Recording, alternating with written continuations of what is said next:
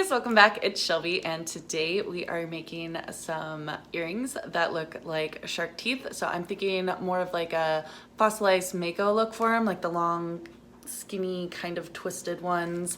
I think those are cool. I've always liked them. So instead of real shark teeth, I am going to be using oven dry clay. You guys know I'm obsessed with this lately. I have 3 colors, white, gray, and black. And then a findings kit.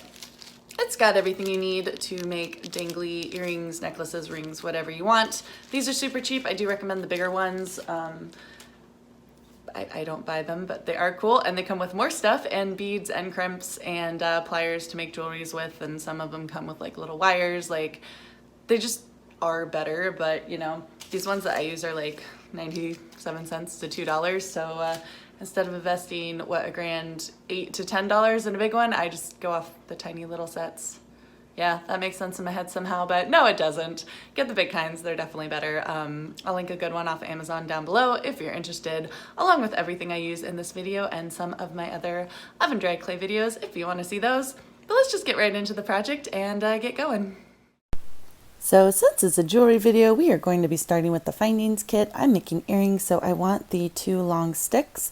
There's 2 types, the flathead and the kind with the loop, and I'm using the kind with the loop. That'll come into play a little bit later. Otherwise, just get your clay all ready.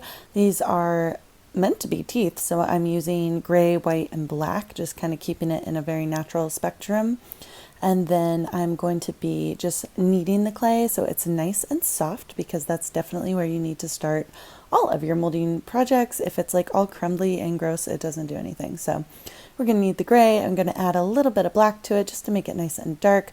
This is going to be the root area, so I want it kind of a dark gray, but then I also need the gray underneath the white since it's translucent. I went into this a little bit more, I think, in my shark tooth necklace video. If you haven't seen that, I will link it above and down below. We're going to be kneading the white and rolling it out into a nice tube and breaking it in 2. Those are going to be the 2 like teeth part of the teeth, and then getting a little bit of gray to go inside of each of them, because this is an effects clay, so it actually goes a little bit translucent as you cook it. It's going to be basically white, but then a little bit translucent, so I want that gray inside just to add a little bit of tooth-like qualities. So you can see these 2 are done. They're basically teardrop or fangs. I mean, they're meant to be teeth, so the fangs make sense. I'm not doing a real fabulous job on them right now because we have to stick the pin through them and they're going to get squished a little bit. So the majority of the finessing and the molding is going to take place when they're on the stick. But I just want a rough shape of everything so that I can start looping it. So I've kind of curved the dark gray root area up into like a little chevron type look, and then I'm just going to very carefully, because it's super thin, but very carefully kind of thread it onto the posts that are going to be my earrings. So just kind of lightly tilt it up, kind of like the root area of the tooth would be, and then we're going to add the white actual tooth part beneath it and kind of connect it and then mold it.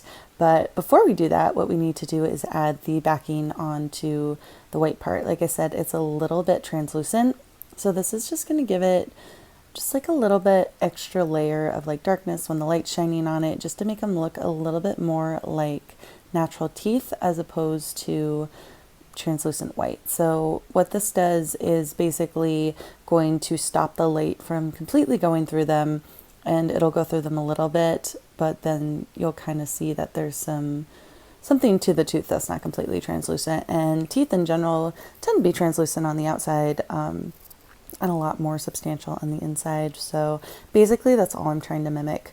It looks a little bit funny right now, but basically I'm just trying to cover the stick on there and mold it into the tooth shape. Mako teeth tend to be long and thin. They don't have a lot of serration. Sometimes they're slightly curved. Sometimes they're curved in more than one direction. Sometimes they're just straight, but they are long and thin and more dagger-like than a lot of other teeth. Like a great white tooth would be more triangular, arrow shaped. This is going to be like a long, thin dagger. So basically I just want to keep the shape in mind while I am molding it and transforming it and connecting it to the root area. Also, I'm putting it at the base of the earring hooks. This is a personal choice. This is something that you can alter when you're doing it, you can put it higher up and snap off the end if you want. The reason I'm doing that is because so oftentimes on shark tooth jewelry, they'll just put the little connector, they'll drill a little hole in the top and put the connector, and that's where the earring starts. You don't often see them dangling down on long sticks, and I think that's going to take it from, you know, kind of the beachy jewelry to like something that looks a little bit more refined or elegant, something with an artistic flair, if you will. But this is basically the shape of one of them. You can see it is nice and dagger-like with the root area being prominent. I'm just taking a toothpick and shaping it a little bit. I don't want any connection points like where the clay obviously laps over on itself. That's like a dead giveaway that it's not natural and that it's clay. So also want to close up the whole area because it's really easy to get a big hole where your stick's coming out. So just push the clay close on that, and then we're going to add our lines. These are what make it look like a real shark tooth, is just those little bitty lines in the top. Later on, we're going to go in and stipple the root area. That's going to give it a little bit of texture and make it look a little bit more realistic. Sometimes for the clay and the toothpick, it's not like 100% realistic, but from any sort of distance, it looks good. Since we're on our second earring, it's really important to try to match sizes. Like theoretically, the teeth came from the same shark, so you want it to be the same size. Doing it by hand and not by a mold is really great too, because no two teeth are identical, so this is going to give just a slight variation just naturally, like you can't help it. And yeah, get the shape there. We're going to stipple the root area, and then it's time to bake these. So just pop them into the oven. For this oven dry clay, it's 230 degrees Fahrenheit, and we cook them for half an hour. And if you don't want a flat part, like on these, it doesn't matter, but like since there's little hooks, you could put them on the earring backs and just cook them in the oven so they're dangling if you want to avoid any possible wire rack issues. But it's not going to be a problem for these because the backside is flat. So we're just going to lay them in the oven and cook them and see what we come up with.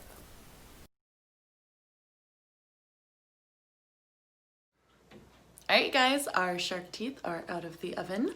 They turned out really, really cool. So this is both of them. And what I like about them is we used the translucent white. So while it is mainly white because we used a lot of it, if you remember, putting the gray on the back, I don't know if it shows up that much in the ring light, but it's got a mildly translucent look to it. And the gray is kind of coming through. So it kind of looks like really realistic tooth texture. It's not quite 100% white. It's kind of cool. Maybe next time I'll add a little bit of like solid white in there as opposed to the gray, but and I think these look really good, and they're the perfect shape for Mako teeth. One thing I see a lot in shark tooth jewelry is like the connectors are right above the teeth, which is fine, but that's why I put these so far down, and I'm not clipping them. I want them to be dangly shark tooth earrings because you really don't ever see that. It's kind of like one of those jewelries that you get from the vendors on the beach or at a special occasion shop when you're on vacation. It's not really something that I personally have seen treated as like a cool art piece or a fine jewelry piece. So I'm just taking my Leatherman and my dangly earrings, and I'm just gonna open the loop and then loop the loop onto the loop and then close it. So what we are left with are really cool, unique dangly shark tooth earrings, because you really don't see those that often, and I think it's a really cool look. I think it's a really neat, fun take on it, and it's not one you see often, so I think that's great. I'm gonna do the other one real quick. So I'm just gonna open the loop on the back. I think I said back. Open the loop on the back, stick this loop right through there.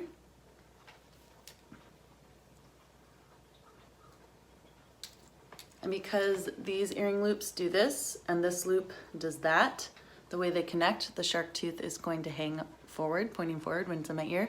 So that's it right there. Those are them. I'm gonna put these on so you can see them, but do some close-ups at the end. I think they turned out really cool. I hope you guys like them too, and let me get them in my ears. Okay, so the earrings are on. I really, really love, I'm just wobbling my head so you can see, the effect of leaving them long and dangly. This isn't something you really see with shark teeth jewelry, and I love it. I think it just adds a whole nother dimension of being elegant and also really edgy. actually goes really well with my shirt right now today. But I really like them and I think they turned out really well. Let's see if I can get my thumb behind it to show you guys. But yeah, I will definitely be doing close-ups at the end because these are super neat and I want to show you guys the details on them. So thanks so much for watching. I'll see you here again soon. Bye for now. So these earrings turned out really beautifully. You can see the long hook. I made the teeth about the same size, which is nice. That little bit of gray is coming through the translucent and makes it look a bit more like a real tooth. We put a patterned effect on the root area of the tooth to make it a little bit more speckled. And then I actually really love the lines we put in there to make it resemble a tooth more readily. So up close, no, just because with the speckling of the root and everything, you're probably not going to be fooled that they're real teeth. But since when are you like this close to somebody's ears? That's weird. Like stand back a normal distance and that just looks like a really cool fancy pair of shark tooth earrings. And it's super easy to make. Hope you guys liked the video. Thanks for watching.